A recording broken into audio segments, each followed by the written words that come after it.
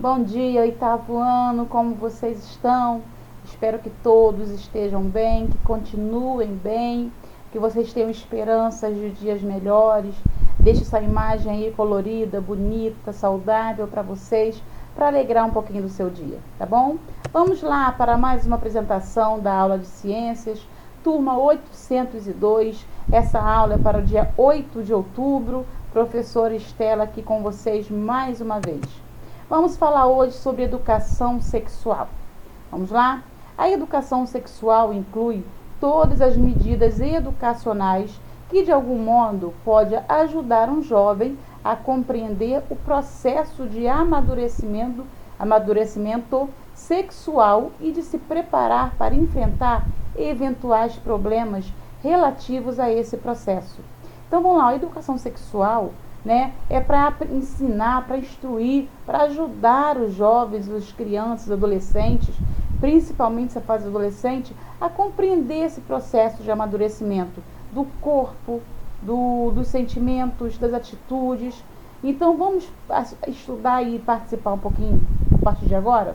Vamos lá. Riscos associados à sexualidade: gravidez indesejada e doenças sexualmente transmissíveis. Pesquisa revela que 20% dos bebês brasileiros são filhos de adolescentes. Os adolescentes não estão preparados para planejar a própria vida, por motivos econômicos, sociais e emocionais. Olha só, essa imagem aqui é um lado de uma mulher gestante, uma linda gestante. Mas eu creio, eu entendo que essa fase da vida é para mulheres maduras, não para crianças, não para adolescentes, numa idade tão jovem. Porque, olha só, é o risco de doenças sexualmente transmissíveis, a questão da sexualidade, o risco da gravidez indesejada, Então, isso leva a um caos muito grande, psicológico, financeiro e emocional para os jovens adolescentes. Gravidez. Uma adolescente grávida é despreparada para passar por situações de grande ansiedade, com riscos para a sua saúde e a do bebê, além de enfrentar problemas de ordem social, familiar, psicológico e econômico. Uma das causas da gravidez na adolescência é o uso inadequado dos métodos anticoncepcionais. Então, aí tem uma imagem aí embaixo de uma adolescente com exame de gravidez, na mão. E vamos pensar, olha só que desespero que ela deve estar, a cabecinha dela. Então, os adolescentes deveriam conhecer os métodos anticoncepcionais que existem, prever a possibilidade de uma relação sexual, escolher um método anticoncepcional mais adequado, fazer uso de método de maneira correta e contínua. Então, tem que conhecer para poder se prevenir. E quando conhecer e começar a utilizar os métodos concepcionais, que faça de uma maneira contínua, sem parar, tá ok? Riscos e consequências da gravidez na adolescência. Evasão escolar. É muito difícil, quase impossível, ver uma adolescente concluir e continuar a estudar, tá? Tem riscos à saúde, que é o exemplo da ruptura do colo de útero. Tem a mortalidade materna, porque o corpo não está preparado ainda para uma gestação, então a mãe pode vir a óbito. O nascimento prematuro, volto a dizer, o corpo do adolescente ainda não está preparado para gerar. Então o neném pode nascer prematuramente e isso pode trazer sérios problemas para a criança. E pode haver também o aborto natural, tá? Porque por não estar preparado, o próprio corpo pode expelir esse feto. Vamos falar então sobre alguns métodos de contracepção. Primeiro que vamos falar é a pílula. Deve-se começar no primeiro dia da menstruação, que equivale ao primeiro dia do ciclo, e tomar durante os 21 ou até 22 dias, até o dia da pausa, que é o período de 7 dias. E nesse período de 7 dias, de 6 a 7, é o período em que a menina fica menstruada, onde a menstruação desce.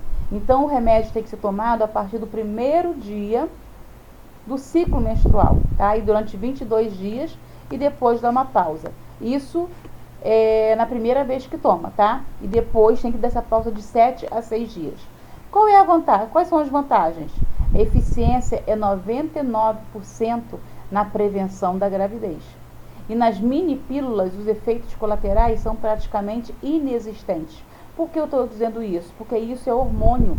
E às vezes quando as mulheres ingerem esses hormônios, causam mal-estar, dor de cabeça, enjoo, né? Uma série de coisas.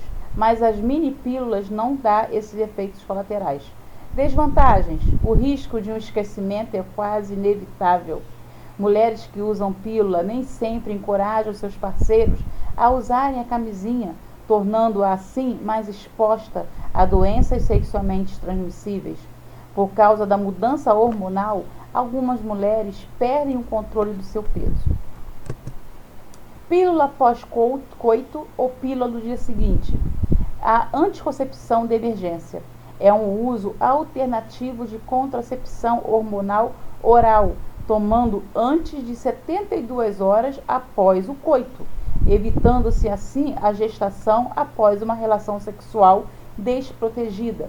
Porque nesse período após o coito, após a relação sexual, é o período em que o óvulo ainda está percorrendo as trompas e os espermatozoides ainda não chegaram lá.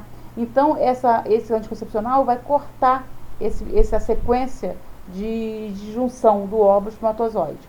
É importante esclarecer que essas pílulas não são de aborto, não causam aborto, nem ajudam se a mulher já estiver grávida, tá? Ela pode ajudar somente a prevenir a gravidez. Essa medida tem causado vários efeitos colaterais e não deve ser usada regularmente, ok? Aqui do lado nós temos uma novidade que já está no Brasil desde 2003, mas poucas mulheres ainda conhecem ou utilizam, que é a Evra, adesivo anticoncepcional. A Evra é um adesivo anticoncepcional que deve ser colado na pele em diversos locais do corpo, permanecendo na posição durante uma semana. É esse adesivo aí, tá? A gente cola na pele e fica ali durante uma semana e a substância é absorvida pela pele. A maior vantagem é que a mulher não precisará tomar pílula todos os dias, caso possa esquecer, que é fato, sempre se esquece. Outra é que os hormônios serão absorvidos diretamente pela circulação, evitando alguns efeitos colaterais desagradáveis da pílula oral. Temos agora os hormonais. Nuravink é um anel vaginal contendo hormônios femininos que é colocado na vagina no 5º dia da menstruação, permanecendo nesta posição durante 3 semanas. A maior vantagem é que a mulher não precisará tomar pílula todo dia, caso possa esquecer. Outra é que os hormônios serão absorvidos diretamente pela circulação, evitando alguns efeitos colaterais também indesejáveis da pílula oral.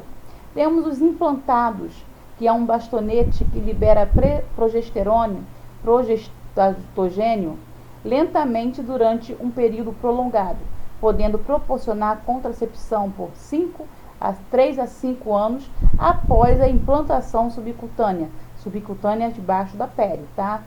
A inserção do bastonete é bem simples e fácil, deve ser colocado pelo seu médico.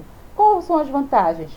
99,7% de eficácia. É bem bacana, né? Após a implantação, não precisa preocupar-se com métodos anticonceptivos por até 5 anos, independente da cooperação do seu parceiro. Diminui o sangramento vaginal. As desvantagens: é caro e o ciclo menstrual fica irregular. É comum nos primeiros 6 meses. Ao levantar o braço, o implante pode ser visto. Sua remoção é mais difícil do que a implantação. Não previne contra doenças sexualmente transmissíveis. Nós temos os injetáveis. O injetável é uma injeção à base de hormônios femininos e, assim como a pílula, é um efeito eficaz. É um método eficaz. Alguns injetáveis são usados com aplicações mensais e outros trimestrais. Quais são as vantagens? É altamente eficaz também, 99,7%. Você só precisa de 4 vezes ao ano. O seu ciclo menstrual praticamente desaparece, sem sangue, sem cólicas, sem tensão pré-menstrual. As desvantagens: o aumento de peso é comum, mas se você pratica esporte, não deve ser problema. Para engravidar, pode levar até 1 ano após a sua última dose e não protege contra doenças sexualmente transmissíveis. Temos a famosa tabelinha, né? A tabelinha é conhecida também como um método de calendário, pois a mulher, de acordo com o histórico de sua menstruação, identifica o seu período fértil por ele. Dias férteis é o período em que há probabilidade de a mulher engravidar. Esses dias são do 10º ao 18º dia. Está marcado lá em rosa na tabela ao lado, tá? E contados do primeiro dia em que iniciou o ciclo menstrual. Dias não férteis é o período em que há uma baixa probabilidade de ocorrer a fecundação. É onde estão aí em azuis na imagem ao lado. São eles do 19º ao 9º dia e do 19º ao 28º dia. Temos também agora o método de barreira, que é o mais conhecido, que são os preservativos masculino e feminino.